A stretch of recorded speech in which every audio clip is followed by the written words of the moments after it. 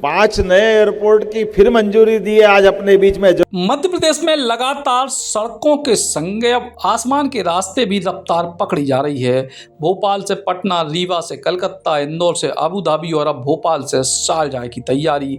यानी मध्य प्रदेश के शहर अब एक दूसरे शहरों से नहीं बल्कि देश और दुनिया के बड़े शहरों से भी सीधे जुड़वे की दिशा में आगे बढ़ रहे हैं। मुख्यमंत्री मोहन यादव के कार्यकाल में प्रदेश की एयर कनेक्टिविटी में बड़ो विस्तार देखने को मिले हैं।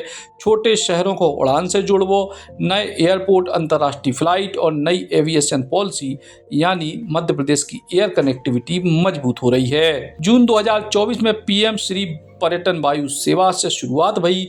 भोपाल, इंदौर, जबलपुर, रीवा, उज्जैन, ग्वालियर, सिंगरौली और खजुराहो जैसे शहरों को हवाई नेटवर्क से जोड़ेगा। के बाद मई 2025 में सतना और दतिया को नए एयरपोर्ट की शुरुआत मिली। उतहीं पहले रीवा को भोपाल, जबलपुर और दूसरे शहरों से हवाई सेवा के जरिए जोड़ोगा और अब अगस्त 2026 में रीवा से भोपाल और कलकत्ता के लाने सीधी उड़ानें शुरू हुई हैं। यही दिन भोपाल से पटना, रीवा और कलकत्ता समेत नए रूटों पर उड़ानों की शुरुआत भई है। प्रदेश की एयर कनेक्टिविटी घरेलू नहीं बल्कि अब अंतर्राष्ट्रीय भी हो चली है। जुलाई 2026 में इंदौर से अबू धाबी की सीधी अंतर्राष्ट्रीय उड़ान शुरू भई और अब भोपाल से शारजाह की सीधी अंतर्राष्ट्रीय उड़ान शुरू होने वाली है। लगभग 3 साल में 3 एयरपोर्ट मिल गए। हमारा दतिया, सतना, रीवा और 2 की नई मंजूरी मिल गई। ये काम करने का मोदी जी के लिए जोरदार ताली बजान श्रीमान नरेंद्र मोदी जी के लिए, जिनके कारण से अब हमारे राज्य के अंदर 5 एयरपोर्ट खजुराहो तक के, मान लें 78 तक के, तो 5 तो हमारे आज पाइपलाइन में 3 चालू हो गए, उज्जैन और शिवपुरी मंजूर हो गए और आज फिर नई सौगात मिल गई। 5 नए एयरपोर्ट की फिर मंजूरी दी है आज अपने बीच में। जोरदार अभिनंदन करें माननीय नायडू जी का।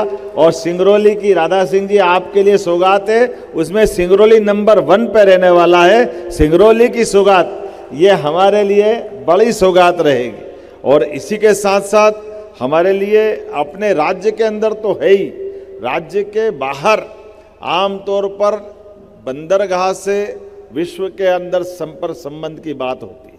मुझे इस बात की प्रसन्नता है, एविएशन मिनिस्ट्री के माध्यम से और मध्य प्रदेश सरकार के माध्यम से प्रति उड़ान अंतर्राष्ट्रीय हमारी सरकार प्रति फ्लाइट 15 लाख रुपए दे करके इंदौर से अबू धाबी की उड़ान पिछले महीने प्रारंभ कर दी।